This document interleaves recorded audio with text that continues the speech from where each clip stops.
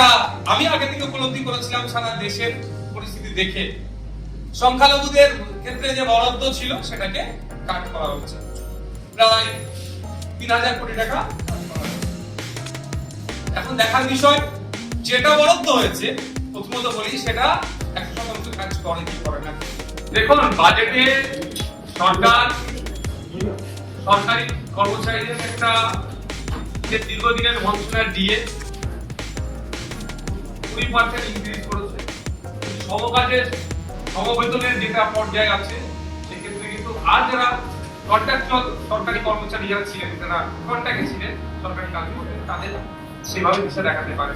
কিন্তু এই সরকার যখন বিরোধী দলের আসলে ছিল তারা বলেছিলেন ক্ষমতায় আসলে কেন্দ্রীয় সমহারে ডিএ ব্যবস্থা করা হবে, সেটা দিয়ে আজকে ব্যর্থ। শুধু তাই নয়, সিভিক ভলেন্টিয়ার থেকে শুরু করে আশাকর্মী যারা আছে তাদের কিছু হয়তো সাম্মানিক বাড়ালেও আমরা যদি আশাকর্মীদের বিভিন্ন রাজ্যে দেখি তাদের ক্ষেত্রে যে যারা যে সাম্মানিক পায় আমাদের রাজ্যে সেই অর্থ পায় না। এবং সিভিক ভলেন্টিয়াররা কোনো অংশে একটা কনস্টেবলের থেকে কম কাজ করে না, তাদের যে সাম্মানিক বাড়ানো হয়েছে সেটা আমাদের কাছে কম।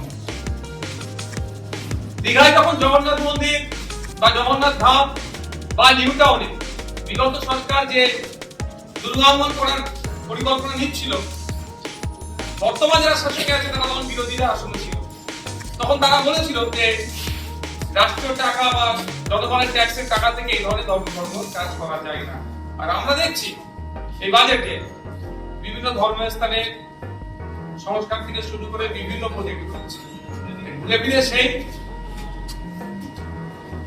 মানে জাস্ট মানুষই এক তো শুধু ড্রেসটা চেঞ্জ করাচ্ছে না দেখতে পাচ্ছি।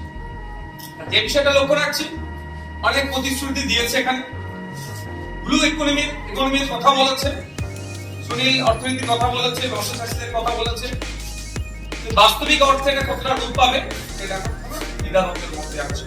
কারণ আমরা দেখেছি অলরেডি সমতলে যেভাবে দু একটা শিল্পপতি গোষ্ঠী কন্ট্রোল করছে, এই ব্লু অর্থনীতির কথা চাপিয়ে সুনীল অর্থনীতির কথা বলে এবারে কি জলটাকেও দখল নেবে, সেই দুটো একটা কোম্পানিকে বরাদ দিয়ে সবটাই কন্ট্রোল নেবে না।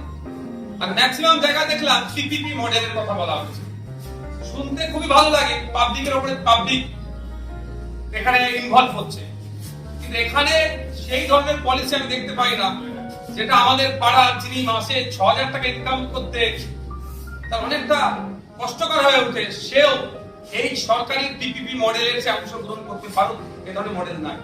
পিপিপি বললেও সেই নির্দিষ্ট কয়েকটা শিল্পপতি গোষ্ঠীদের জন্য হয়তো মানে কথা হচ্ছে, অনেক এখানে প্রতিশ্রুতি হচ্ছে।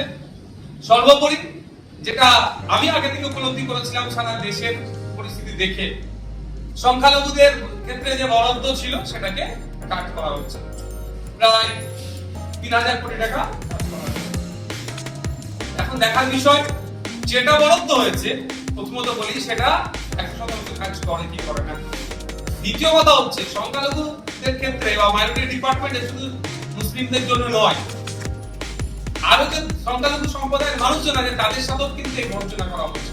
এদিকে এদের সরকারের স্লোগান সবকা সাথ সবকা বিকাশ বললেও ভারতবর্ষের সংখ্যালঘু সম্প্রদায়কে ক্রমশ কোণঠাসা করা হচ্ছে, তার জ্বলন্ত একটা প্রমাণ দিলেন।